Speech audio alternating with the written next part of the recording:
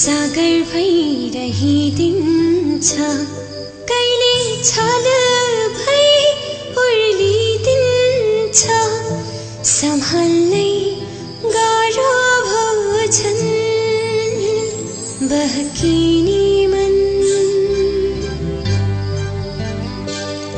बहकिने मन बहकिने मन बहकिने मन बहकिने मन।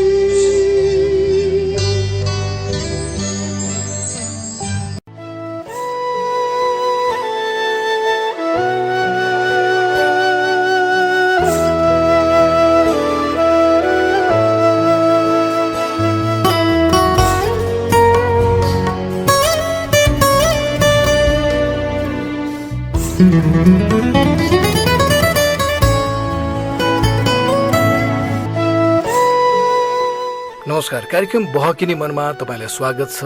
म महावीर विश्वकर्मा। थाहा संसार नेटवर्क काठमाडौँबाट सोमबार राति 9:18 जति जाँदा आउने यो रेडियो कार्यक्रम बहकिने मन यति बेला देशभरिका 140 भन्दा धेरै रेडियोहरूबाट एकैसाथ प्रसारण भइरहेको छ। बहकिने मन नामकै फेसबुक पेजबाट पनि यो अडियो प्रसारण भइरहेको छ। प्रविधिमा हुनुहुन्छ भीम विश्वकर्मा। बहकिने मनको आज चाहिँ यो महिनाको अन्तिम श्रृङ्खला हो।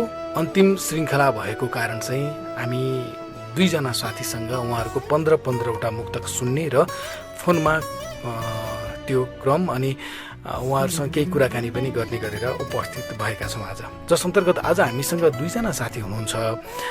एकजना साथी अछामका साथी जो काठमाडौँमा बस्नुहुन्छ रमेश विश्वकर्मा, अर्को जाजरकोटकी साथी पम्पा बोहरा हुनुहुन्छ। उहाँहरूसँग कुराकानी क्रमैसँग अगाडि सार्नेछौँ। पहिले चाहिँ रमेश विश्वकर्मा जो अछामका साथी काठमाडौँमा हुनुहुन्छ उहाँसँगको कुराकानी, उहाँको मुक्तक अगाडि सार्दैछु। रमेशजी, तपाईँलाई बहकिने मनमा स्वागत छ। धन्यवाद दाजु। हजुर लगायत बहकिने मन परिवारलाई धेरै धेरै आभार बहकिने मन परिवारप्रति अनि कृतज्ञता व्यक्त गर्दछु। अनि अहिले चाहिँ जसले कार्यक्रम जुन माध्यमबाट सुनिराख्नु भएको छ उहाँहरू सम्पूर्णलाई चाहिँ मेरो तर्फबाट नमस्कार पनि भन्न चाहन्छु। तपाईँको घर अछाम, अहिले काठमाडौँमा हुनुहुन्छ भन्ने जानकारी चाहिँ मैले अघि भने। अब अरू थप चाहिँ तपाईँ आफैले भनिदिनुहोस् न, अछाम कहाँ हो अनि काठमाडौँमा अहिले कहाँ हो, के गर्दै हो भन्ने। हजुर, मेरो घर चाहिँ स्थायी ठेगाना चाहिँ सुदूरपश्चिम अछाम को पञ्चदेउल विनायक नगरपालिका वडा नम्बर 2 स्थित धाउखाने भन्ने टोलमा चाहिँ म बस्छु। अहिले चाहिँ म पढाइको सिलसिलामा चाहिँ काठमाडौँमा यो चाबेलमा बस्छु। कहाँ पढ्दै हुनुहुन्छ, के विषय पढ्दै हुनुहुन्छ? म चाहिँ +2 साइन्स पढिरहेको छु दाजु। यति बेला चाहिँ 11को चाहिँ अन्तिम परीक्षा चाहिँ दिएँ। परीक्षा सकियो 11को? हजुर। कस्तो भएको छ परीक्षा चाहिँ? राम्रो भएको छ दाजु। ल, रिजल्ट अब कहिले आउने हो है? हजुर। तपाईँको 15वटा मुक्तक सुन्ने क्रममा पहिलो चरणको 5वटा मुक्तक सुनौ न त ल, अनि त्यसपछि अरू कुरा गरौँला। हजुर दाजु, म पहिलो चरणका 5वटा मुक्तकहरू वाचन गर्छु। पहिलो मुक्तक चाहिँ केही समय अघि बहकिने मनमा नै छनौट भएर हजुरले वाचन गर्नुभएको मुक्तक वाचन गर्छु। गयो मबाट पराई बनी बोल्दै बोल्दैन, खाँचो छैन तिम्रो भनी बोल्दै बोल्दैन। गयो मबाट पराई बनी बोल्दै बोल्दैन, खाँचो छैन तिम्रो भनी बोल्दै बोल्दैन। हिजो मैले नबोल्दा आँसु बगाउने मान्छे, हिजो मैले नबोल्दा आँसु बगाउने मान्छे, आज मैले बोलाउँदा पनि बोल्दै बोल्दैन, आज मैले बोलाउँदा पनि बोल्दै बोल्दैन। अर्को मुक्तक। मेरो मन मुटु जलाई पराई बनेको छ, नाना थरी वचन लगाई पराई बनेको छ।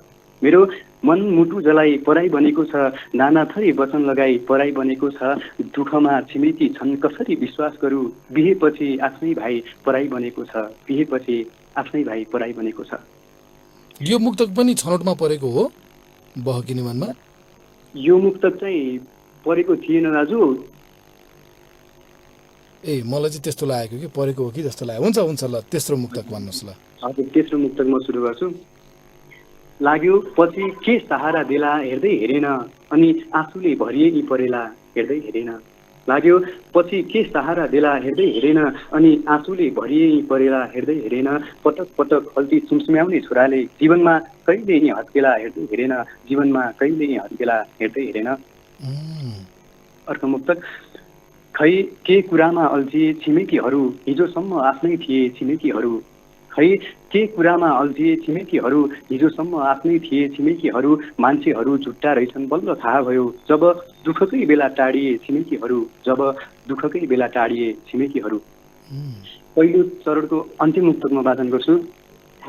बनाई बाहना गरी हेला छाड्दा रहेछन् भिजाइ यी निर्दोष परेला छाड्दा रहेछन्, बनाई बाहना गरी हेला छाड्दा रहेछन् भिजाइ यी निर्दोष परेला छाड्दा रहेछन्, पैसा हुँदा अङ्गालोमा बाँधिनेहरू पनि खल्ती रित्तो भएको बेला छाड्दा रहेछन्, खल्ती रित्तो भएको बेला छाड्दा रहेछन्। हजुर दाजु ल ठिक छ, पहिलो चरणको 5वटा मुक्तक पनि तपाईँको सुन्यौँ हामीले। एकदम सशक्त मुक्तकहरू छन् है रमेशजी, म प्रशंसा नै गरेँ, मैले प्रशंसा गर्न लायक मुक्तकहरू छन् तपाईँको। त्यसैले मलाई एउटा कुरा सोध्न मन लागेको, अछामबाट काठमाडौँ आएर साइन्स पढिरहेको रमेशजीले देखिरहेको जीवनप्रतिको सपना के हो? मैले चाहिँ जीवनमा देखेको सपना चाहिँ वास्तवमा म अहिले चाहिँ इन्जिनियर बन्ने सपना चाहिँ बोकेर आएको हो। मलाई चाहिँ सानैदेखि चाहिँ यो साहित्य क्षेत्रतिर अलि रुचि चाहिँ बढी भएको, अनि पछि चाहिँ हजुरको कार्यक्रम सुन्दा चाहिँ हजुरले वाचन गरेका आवाजहरूबाट मुक्तकहरू सुन्दा चाहिँ एकदमै रमाइलो लाग्यो। अनि त्यसपछि चाहिँ बिस्तारै आफै पनि मुक्तक लेख्न लागेँ।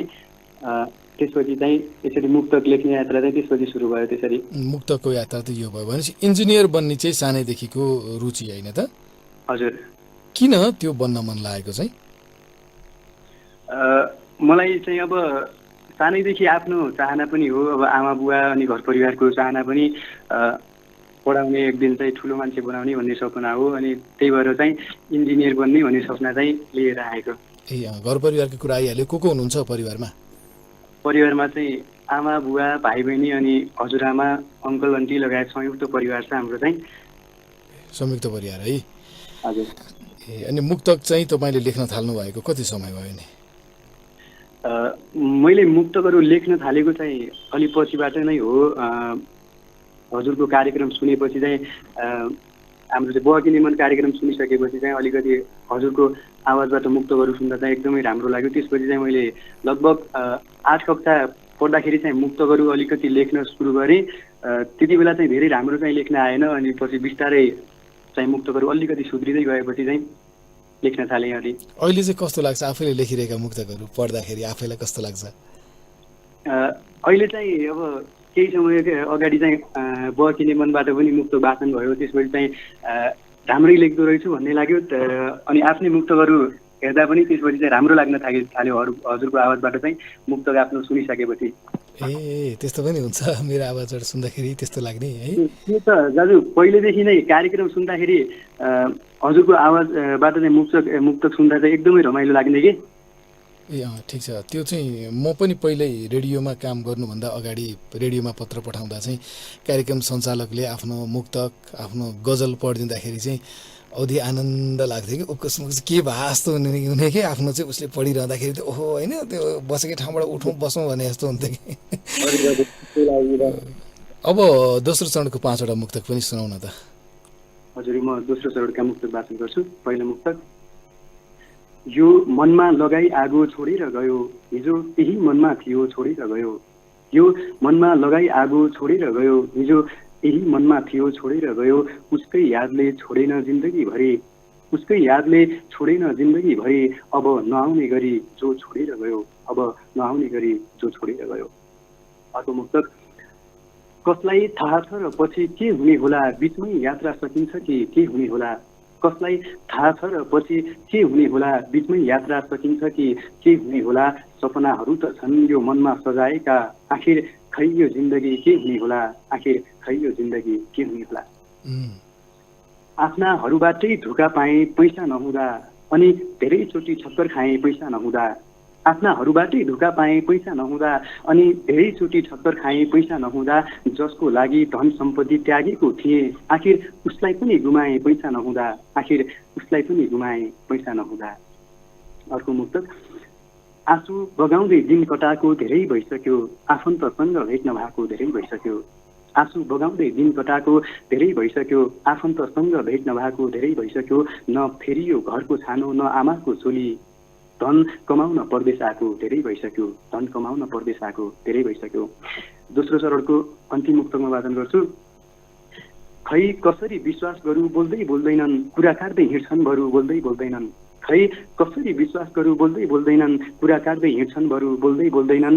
राम्रो गर्नु असल बन्नु आफैले भन्थे हिजो, आज असल बने आफ्नाहरू बोल्दै बोल्दैनन्, आज असल बने आफ्नाहरू बोल्दै बोल्दैनन्। हजुर दाजु। आँसु बगाउँदै दिन कटाएको धेरै भइसक्यो भन्ने लाइन थियो है, त्यो बिचको तपाईँले अघि भनेको मुक्तकमा। जीवनमा तपाईँले पछिल्लो समय आफू रोएको कुनै समय याद छ? म आफू रोएको त्यस्तो समय त खासै याद छैन दाजु है।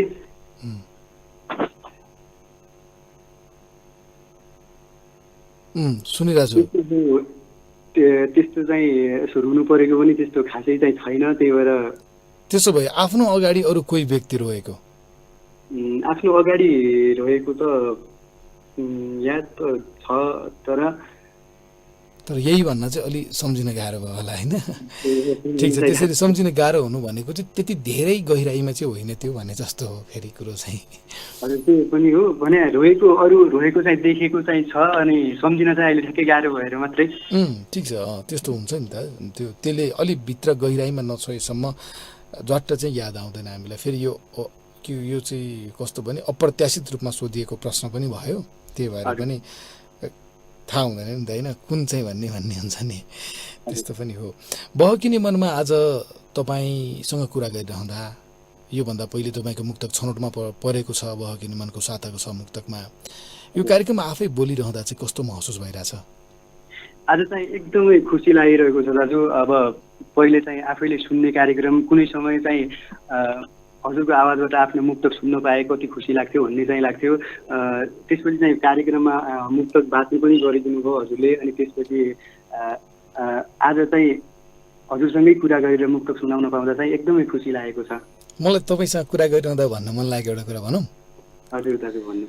तपाईँ बोलिरहँदाखेरि चाहिँ हजुर हजुर हजुर भनेर सम्बोधन गरिरहनु हुँदो रहेछ। मलाई चाहिँ कस्तो लाग्छ भने नि, यो चाहिँ एकदम उच्च आदरार्थी शब्द हो, यो शासकीय चिन्तनबाट निर्देशित के तपाईँ भन्दाखेरि हुन्छ नि त होइन, तर हजुर भन्ने भनेको त्यो असाध्यै नै सम्मान जस्तोको लागि तयार गरिएको शब्द। यो चाहिँ यो शासकहरूले यस्तो शब्द प्रयोग गरेको भन्ने लाग्छ कि मलाई चाहिँ। तपाईँ भन्ने हुन्छ नि, जसरी अङ्ग्रेजीमा त हामी यु भन्छौँ नि, त तिमी तपाईँ जे भन्ने नि, तर नेपालीमा चाहिँ हामी त तिमी तपाईँ हजुर होइन, अझ मौसुफ के पहिले त राजाहरू हुँदाखेरि आइबक्सियो गइबक्सियो होइन, त्यो त्यसैले तपाईँ भन्दा नै हुन्छ होला रमेशजी। म चाहिँ आफू अरूलाई पनि हजुर भन्नलाई त्यो मन लाग्दैन, अरूले पनि नभन्दै हुन्थ्यो है। यो चाहिँ अलि यो शासकीय खाले शब्द हो भन्ने लाग्छ क्या, अघिदेखि महसुस भइरहेको थियो। भन्नु कि नभन्नु भने भनिहालेँ मैले। तपाईँलाई कस्तो लाग्छ कि नि? ठिक छ दाजु। भनेको आफूलाई अब सम्मान गर्नु पर्ने मान्छेलाई चाहिँ अब हजुर भनेर बोल्दा चाहिँ एकदम राम्रो लाग्छ। धेरै नै त्यो गर्नु हुँदैन कि, किन तपाईँ भने भइहाल्यो नि यार होइन, त्यो असाध्यै नै हुन्छ कि भन्ने मलाई लाग्छ है। मलाई आफूलाई लागेको कुरा मलाई चाहिँ अप्ठ्यारो लाग्छ, त्यही भएर तपाईँ भने भइहाल्यो भन्ने लाग्छ। ठिक छ, अब तेस्रो चरणको 5वटा मुक्तक सुनौँ। हजुर दाजु, म तेस्रो चरणको मुक्तक सुरु गर्छु। तेस्रो चरणको पहिलो मुक्तक।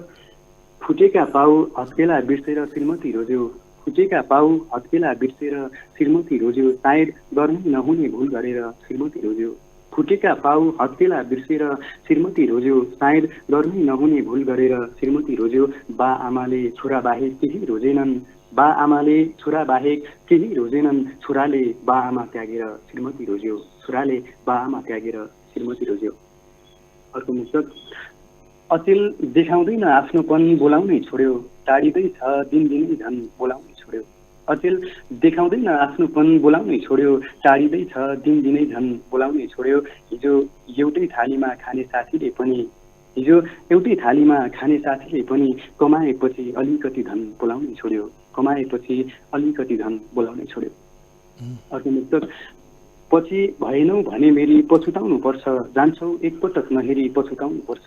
पछि भएनौ भने मेरी पछुताउनु पर्छ, जान्छौ एकपटक नहेरी पछुताउनु पर्छ। यो मायामा गहिराइसम्म नपुगेकै राम्रो, छुट्यौँ भने हामी फेरि पछुताउनु पर्छ, छुट्यौँ भने हामी फेरि पछुताउनु पर्छ। तेस्रो चरणको अन्तिम मुक्तक चाहिँ होइन यो, चौथो मुक्तक वाचन गर्छु। दुःख भरिन्छ मनमा खुसीको अभाव भइदिन्छ अनि जीवनभरलाई तनावै तनाव भइदिन्छ। दुःख भरिन्छ मनमा खुसीको अभाव भइदिन्छ अनि जीवनभरलाई तनावै तनाव भइदिन्छ। पैसाले जोडेका सम्बन्धहरू यस्तै हुन् महोदय, जब खल्ती रित्तिन्छ अनि मनमुटाव भइदिन्छ। जब खल्ती रित्तिन्छ अनि मनमुटाव भइदिन्छ। तेस्रो चरणको अन्तिम मुक्तक अब वाचन गर्छु। यो मुक्तक चाहिँ केही समय अघि चाहिँ भारतमा महामारीले चाहिँ डरलाग्दो रूप लिँदा चाहिँ दाजुभाइहरू चाहिँ परदेशमै कामको सिलसिलामा चाहिँ उतै हुनुहुन्थ्यो। त्यो बेलाको दुःखलाई चाहिँ समेट्ने कोसिस गरेको छु। म वाचन गर्छु। बस्छन् होला खाइ नखाइ यही चिन्ता लाग्छ, नहोला धन फर्किनलाई यही चिन्ता लाग्छ। बस्छन् होला खाइ नखाइ यही चिन्ता लाग्छ, नहोला धन फर्किनलाई यही चिन्ता लाग्छ। कोरोनाले दैनिक मान्छे मरेको खबर सुन्छु, परदेशमै छन् दाजुभाइ यही चिन्ता लाग्छ। परदेशमै छन् दाजुभाइ यही चिन्ता लाग्छ। तपाईँको 15वटा मुक्तक पनि सुन्यौँ। सबै मुक्तकहरू शक्तिशाली छन्। यसरी लेख्दै जानु होला। एकदम शुभकामना हामीले गर्ने त शुभकामना नै हो है। बाँकी त तपाईँ आफैले हो लेख्दै जाने। वैचारिक पक्षमा पनि अझ बलियोसँग लेख्दै जानु होला भन्ने आग्रह रह्यो, अपेक्षा रह्यो। मुक्तक पनि सुन्यौँ, केही कुराकानी पनि भयो। अब अन्तिममा तपाईँलाई केही भन्नै मन लागेको कुरा छ भने राख्नुहोस्। मलाई चाहिँ अब पहिलो कुरा त आफैले सुन्ने रेडियो कार्यक्रममा, आफैले सुन्ने चाहिँ कार्यक्रममा आज आफैले बोलेर मुक्तक सुनाउन पाउँदा चाहिँ एकदमै खुसी लागिरहेको छ। अनि बहकिने मनले चाहिँ वास्तवमा भन्यो भने मैले मुक्तक सुरु गरेको नै बहकिने मन सुनिसकेपछि, हजुरको आवाजबाट चाहिँ मुक्तकहरू सुनिसकेपछि नै हो सुरु गरेको। त्यसैले चाहिँ मुक्तकको विकासका लागि चाहिँ बहकिने मनले चाहिँ एकदमै ठुलो भूमिका खेलेको छ भन्ने चाहिँ म भन्न चाहन्छु। हुन्छ, अब छुट्यौँ त त्यसो भए। हजुर दाजु। हस्, ल तपाईँलाई धेरै धन्यवाद है त। धन्यवाद दाजु।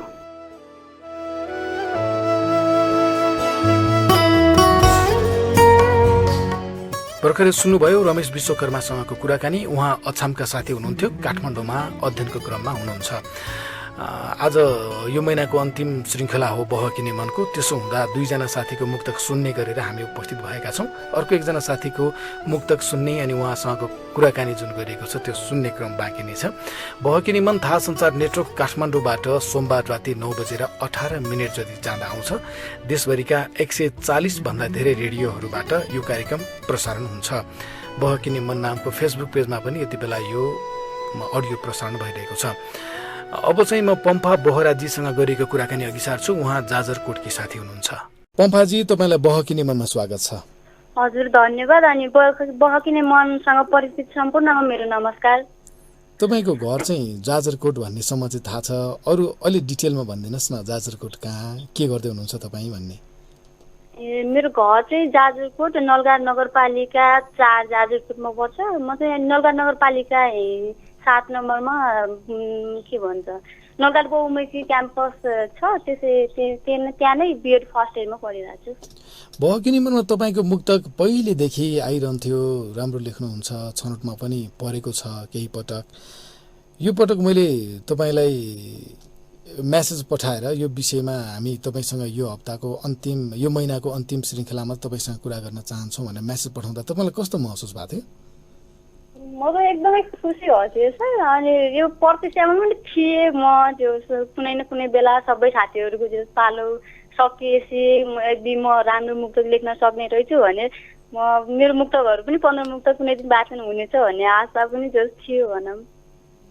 ल, त्यो आशा पनि आज पुरा भयो है। त्यसो भए चाहिँ हामीले त्यही अब कमेन्टमा मुक्तक पठाइरहने साथीहरूलाई सर हेर्छौँ अनि उहाँ हुनुहुन्छ नि त है पहिलेदेखि पठाइरहने। त्यसरी नै यो त्यो क्रमशः नै म्यासेज पठाउँछौँ। यदि तपाईँ इच्छुक हुनुहुन्छ भने हामी थप कुरा गरौँ न भनेर तपाईँलाई नि त्यसरी पठायौँ। अरू कतिपय साथीहरूलाई चाहिँ कसरी होला यसरी बोलाउने भन्ने पनि लागिरहेको होला होइन। त्यही भएर तपाईँ र मैले यति कुरा गरेपछि चाहिँ बहकिने मनमा मुक्तक पठाइरहनेहरूलाई नै वाच गरिरहेको हुँदो रहेछ, त्यहीँबाट म्यासेज आएर कुरा हुँदो रहेछ भन्ने पनि थाहा हुन्छ नि त। हजुर हजुर, एकदमै पक्षपात केही छैन। हजुरको पनि पालो आउँछ, लेख्नुहोस्, राम्रो लेख्दै जाने ट्राई गर्नुहोस् भन्छु म पनि। हुन्छ पम्पाजी, अब पहिलो चरणको 5वटा मुक्तक सुनौ न त तपाईँको। हस्, म पहिलो चरणको पहिलो मुक्तक सुरु गरेँ। सुख पाउने आश थियो बुहारी आएसी, सपना सपनामै सकियो बुहारी आएसी। सुख पाउने आश थियो बुहारी आएसी सपना सपनामै सकियो बुहारी आएसी आफ्नै ठानेका थियौँ छोरी नै मानेका थियौँ आफ्नै ठानेका थियौँ छोरी नै मानेका थियौँ छोरा नै पराई भइदियो बुहारी आएसी। दोस्रो मुक्तक।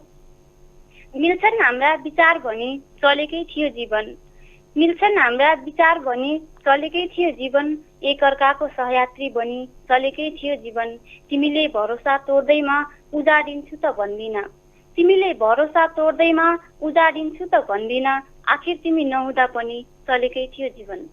तेस्रो मुक्तक। बिग्रै पर्छ जसरी नि सुध्रिन दिँदैनन् फसाउँछन् दलदलमा उम्किन दिँदैनन् बिग्रै पर्छ जसरी नि सुध्रिन दिँदैनन् फसाउँछन् दलदलमा उम्किन दिँदैनन् लुकाएरै हुर्काउनु त्यो आशाको बिरुवा लुकाएरै हुर्काउनु त्यो आशाको बिरुवा देखे भने जरा काट्छन् सप्टिन दिँदैनन्। चौथो मुक्तक। फेरि देख्न पाउला विश्वास लाग्दैन भेष बदलेर आउला विश्वास लाग्दैन फेरि देख्न पाउला विश्वास लाग्दैन भेष बदलेर आउला विश्वास लाग्दैन मेरै अगाडि जलेर खरानी बनेको हो मेरै अगाडि जलेर खरानी बनेको हो भूत बनेर तर्साउला विश्वास लाग्दैन। पहिलो चरणको अन्तिम मुक्तक। पुरस्कार नमस्कार गर्दै गाउँमा आउनु चान्चुने कुरा होइन सत्ता पाउनु सदन पाउनु चान्चुने कुरा होइन नमस्कार गर्दै गाउँमा आउनु चान्चुने कुरा होइन सत्ता पाउनु सदन पाउनु चान्चुने कुरा होइन सोझा जनता भोको पेट के आश गर्छौ कुन्नी सोझा जनता भोको पेट के आश गर्छौ कुन्नी शपथ खाएरै देश सकाउनु चान्चुने कुरा होइन। ल पहिलो चरणको 5वटा मुक्तक सुन्यौँ। पम्फाजीको नामबाट मुक्तक चाहिँ अलि पहिलेदेखि बहकिनी मनमा आउन थालेको हो। मैले याद गर्ने नाम मध्येको तपाईँको नाम पनि हो कि अनि तपाईँले मुक्तक लेख्न थाल्नु भएको चाहिँ कति भयो नि पम्फाजी? मुक्तक लेख्न थालेको चाहिँ म चाहिँ 4-5 वर्ष जति नै 5 वर्ष जति नै भयो होला। अनि सुरुमा मुक्तको बारेमा मलाई केही थाहा थिएन अनि म 6-7-8 क्लास पढ्दादेखि नै अनि 2068-69 तिर कार्यक्रमबाट बहकिनी मन सुनेको रेडियोबाट नै 68 चाहिँ होइन होला किन 69 जेठ 1 गतेबाट सुरु भएको छ कार्यक्रम 69 म 7 मा पढ्दादेखि हो जो 69 तिर नै होला त्यहाँ सुन्न थालेको त्यसपछि नै लेख्न थालेको हजुरको त्यहाँ कार्यक्रमबाटै बहकिनी मनबाटै त्यो मुक्तको बारेमा सबै कुरा बुझेदेखि नै अब लेख्न थालेको भनौँ। ए अनि तपाईँले मुक्तक लेखिरहँदाखेरि साथीहरूलाई सुनाउनु पनि हुन्छ होला साथीहरूको प्रतिक्रिया पनि आउँछ होला के कस्तो हुन्छ त्यो वातावरण चाहिँ? मैले मुक्तक लेखेर साथीहरूलाई त प्राय सुनाएको छैन म मुक्तक लेख्छु अनि आफ्नै बहिनीहरूलाई सुनाउँछु अनि उनीहरूले चाहिँ राम्रो जस्तो लाग्यो भने ठिकै छ राम्रो छ भन्छन् अनि यदि राम्रो लागेन उनीहरूले चाहिँ झुटो तारिफ गर्दैन नि जो आफ्नै बहिनीहरूलाई सुनाउँछ अनि जे छ त्यही भन्छन् साथीहरूलाई प्राय सुनाएको छैन। फेसबुकमा राख्ने अनि अरूको कमेन्टहरू आउने त्यस्तो हुन्छ कि हुँदैन? हजुर हजुर फेसबुकमा त राखेर आउँछु फेसबुकमा चाहिँ साथीहरूले राम्रै कमेन्ट दिइरहनुमा हुन्छ। मुक्तक लेख्दाखेरि चाहिँ विशेष गरी कस्तो हुन्छ अवस्था जस्तै कुनै विषयमा लेखौँ भन्ने लाग्छ कि कुनै घटनाले छोयो मनमा छोयो भने लेख्नुहुन्छ कि कस्तो हुन्छ? हजुर त्यही नै हो कहिले कसो चाहिँ शब्दहरूको मेल भयो भने लेख्छु भनेर चाहिँ लेखिन्छ कहिले कसो नत्र त कुनै विषयवस्तु घटना परिवेशले त्यही हो परिवेश अनुसार परिवेशले छोयो भने मात्रै लेख्छु म पनि प्रायः जसो। तपाईँको मुक्तक अब दोस्रो चरणको 5वटा मुक्तक सुनौ अनि बाँकी कुरा गरौँला है त। ल दोस्रो चरणको पहिलो मुक्तक। समय हुन्छ अजीब बुझ्नुपर्ने थियो गरिब रहँदैन सधैँ गरिब बुझ्नुपर्ने थियो समय हुन्छ अजीब बुझ्नुपर्ने थियो गरिब रहँदैन सधैँ गरिब बुझ्नुपर्ने थियो कसैलाई अभागीको संज्ञा दिनु अघि कसैलाई अभागीको संज्ञा दिनु अघि आफ्नै हुँदैन नसिब बुझ्नुपर्ने थियो। दोस्रो मुक्तक। गफ लडाउन भ्रम छर्न के नै गाह्रो छ र यसरी नै दिन गुजर्न के नै गाह्रो छ र गफ लडाउन भ्रम छर्न के नै गाह्रो छ र यसरी नै दिन गुजर्न के नै गाह्रो छ र मुस्किल त बदल्नु र बदलिनुमा हुन्छ मुस्किल त बदल्नु र बदलिनुमा हुन्छ आदर्शका कुरा गर्न के नै गाह्रो छ र। तेस्रो मुक्तक। छोरी मान्छे चाहिने भन्दा बढी हुनुहुन्न दुःख पाइन्छ रे जान्ने भन्दा बढी हुनुहुन्न छोरी मान्छे चाहिने भन्दा बढी हुनुहुन्न, दुःख पाइन्छ रे जान्ने भन्दा बढी हुनुहुन्न, पुरुष प्रधान समाज मेरो यस्तै सिकाउँछ, पुरुष प्रधान समाज मेरो यस्तै सिकाउँछ, सम्हाल्नु पर्छ रे घरधन्दा बढी हुनुहुन्न। चौथो मुक्तक। उस्तै देख्छु अक्सर अझै बदलिएको छैन, साँच्चै मेरो गाउँघर अझै बदलिएको छैन। उस्तै देख्छु अक्सर अझै बदलिएको छैन, साँच्चै मेरो गाउँघर अझै बदलिएको छैन। भौतिक सेवा सुविधा त सबै पुगिसक्यो, भौतिक सेवा सुविधा त सबै पुगिसक्यो, चेतनाको स्तर अझै बदलिएको छैन। दोस्रो चरणको अन्तिम मुक्तक। बोलाइदेऊ भन्दै आत्तिए रे मर्ने बेलासम्म, अर्ती उसैलाई दिए रे मर्ने बेलासम्म। बोलाइदेऊ भन्दै आत्तिए रे मर्ने बेलासम्म, अर्ती उसैलाई दिए रे मर्ने बेलासम्म। तिमीले सजिलै बिर्सियौ वृद्धाश्रम छाडेकै दिन, बा छोरा भन्दै थिए रे मर्ने बेलासम्म। हजुर धन्यवाद। दसवटा मुक्तक सुन्यौँ तपाईँको। तपाईँ सामाजिक विषयहरूमा पनि मुक्तक लेख्नु हुँदो रहेछ। तपाईँको जीवनको लक्ष्य चाहिँ के हो पम्फाजी? मेरो जीवनको लक्ष्य चाहिँ के सोच्नु भएको छ? भोलि म के बन्छु भन्ने सपना के छ तपाईँसँग? म जुन फ्याकल्टीतिर भए पनि, जहाँ रहे पनि, जे भए पनि समाजमा समाज परिवर्तनको केही काम गर्न सकु, समाज परिवर्तन गर्न सकु, जसरी भए पनि जुन माध्यमबाट भए पनि मेरो उद्देश्य नै त्यही छ सर। किन समाज परिवर्तन गर्न सकौँ भन्ने लाग्यो? परिवर्तन गर्नु आवश्यक छ समाज भन्ने लाग्छ तपाईँलाई? यही ठिकठाक छ भन्ने लाग्दैन? यही ठिक त कुनै हालतमा छैन, परिवर्तन गर्नै पर्छ। परिवर्तन पनि अब जे बित्यो बितिसक्यो। आजको हामी युवामा परिवर्तन गरेर अनि भोलि भविष्यलाई परिवर्तन गर्नुपर्छ जस्तो लाग्छ मलाई। तपाईँको बुझाइमा चाहिँ अहिले भन्नुभयो नि यो यही ठिकठाक त छैन भनेर, के कुराहरू चाहिँ ठिकठाक छैन? विषय के कस्ता तपाईँले हेरिरहँदा के कुराहरूमा चित्त बुझ्दैन तपाईँले यो समाजको? विभेद छ हाम्रो, विभेद भनौँ सबै सामाजिक सांस्कृतिक आर्थिक दृष्टिकोणले हेर्ने सबै नै समग्रमा धेरै नै परिवर्तन गर्न बाँकी नै छ जस्तो लाग्छ मलाई।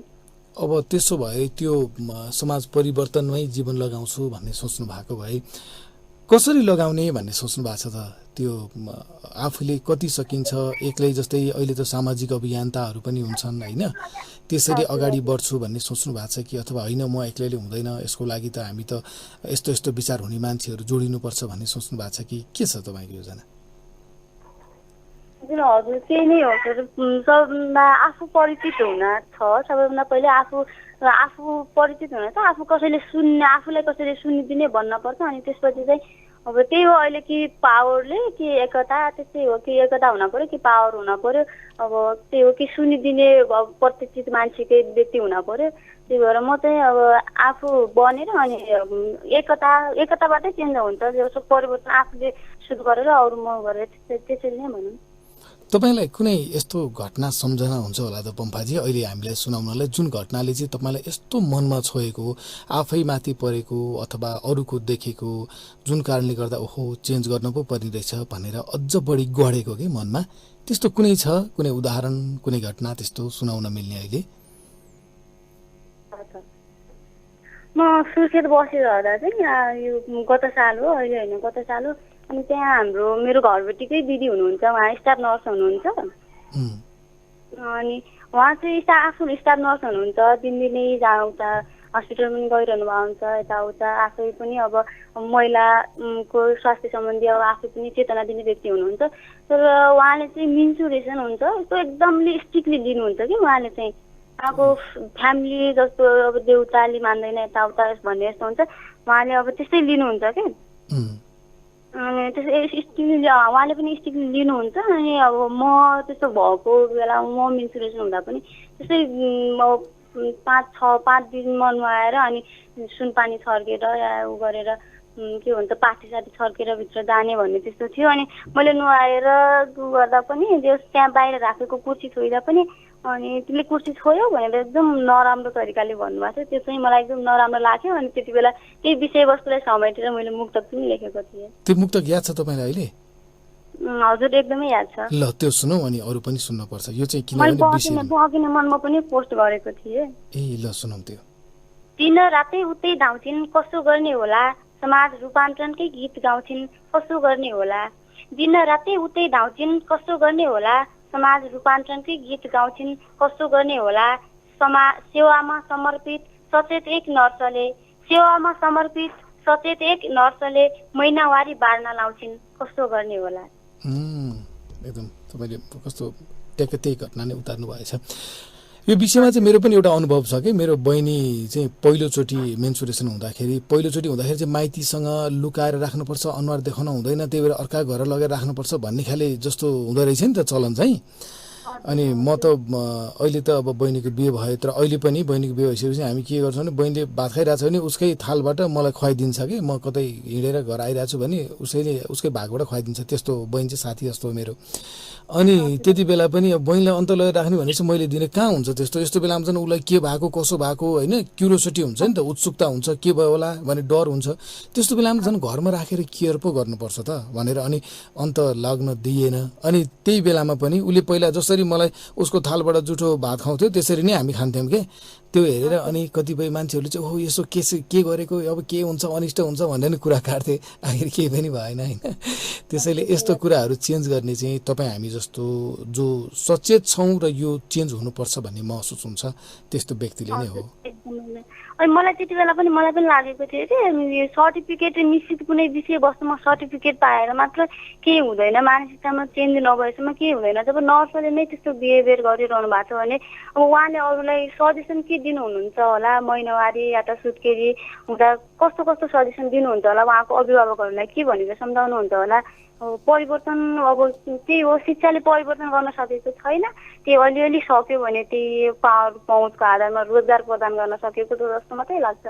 हो नि, अधिकांश रूपमा प्रभाव पार्ने चाहिँ शिक्षाले हो चेन्ज हुन। तर कतिपय व्यक्तिहरू चाहिँ पढेर बुझेर पनि चेन्ज हुनै नचाहने, त्यही गलत प्रवृत्ति नै अन्धविश्वास रूढिवादी विचारलाई समातेर बस्ने खाले स्वभाव पनि हुँदो रहेछ कि कतिको चाहिँ।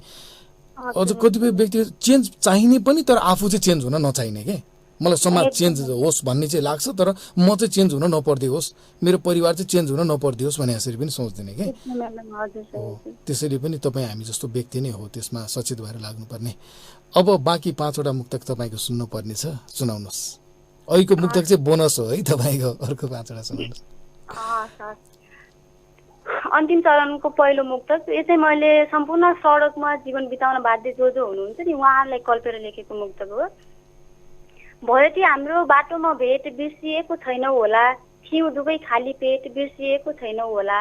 भयो त्यो हाम्रो बाटोमा भेट बिर्सिएको छैनौ होला, थियौ दुवै खाली पेट बिर्सिएको छैनौ होला। फोहोरलाई घाँस सडकलाई बात बनाउन खोज्दा, फोहोरलाई घाँस सडकलाई बात बनाउन खोज्दा, समाज भन्थ्यो लखेट लखेट बिर्सिएको छैनौ होला।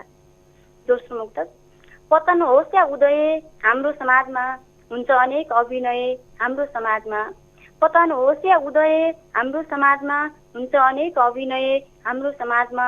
अन्धोले देख्न र बहिरोले सुन्न सक्ने कुरा, अन्धोले देख्न र बहिरोले सुन्न सक्ने कुरा बनिन्छ एकाएक रहस्यमय हाम्रो समाजमा।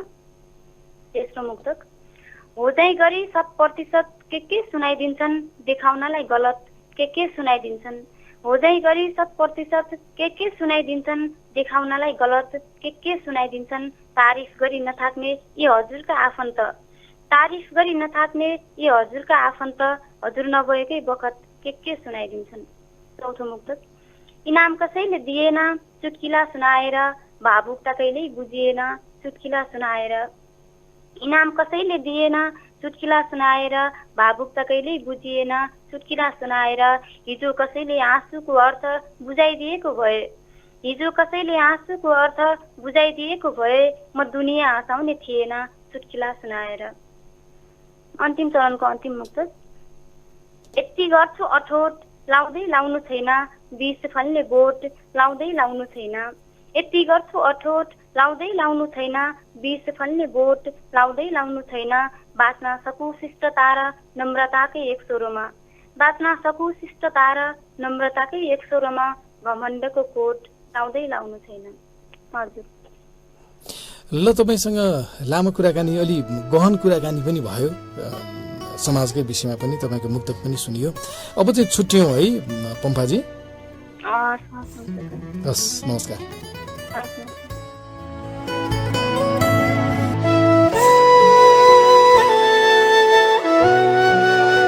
भर्खरै सुन्नुभयो पम्फा बोहरा जो जाजरकोटकी साथी हुनुहुन्छ उहाँसँग गरिएको कुराकानी।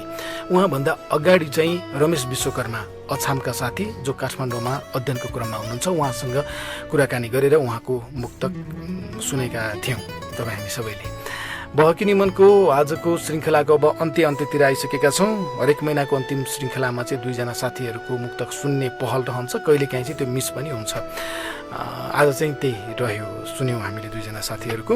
सोमबार राति 9:18 जति जाँदा बहकिनी मन थाहा संसार नेटवर्क काठमाडौँबाट प्रसारण हुन्छ, देशभरिका 140 भन्दा धेरै रेडियोहरूबाट एकैसाथ। आजको श्रृङ्खलाबाट यतिन्जेल प्राविधिक कक्षबाट मलाई साथ दिने भीम विश्वकर्मालाई आभार व्यक्त गर्दै तपाईँ सबैलाई धन्यवाद। यतिन्जेल सँगै बस्नुभयो। म महावीर विश्वकर्मा पनि अर्को श्रृङ्खलासम्मको लागि चाहिँ ओझेल पर्छु। हवस्, जान्छु, अर्को हप्ता आउँछु नि। नमस्कार।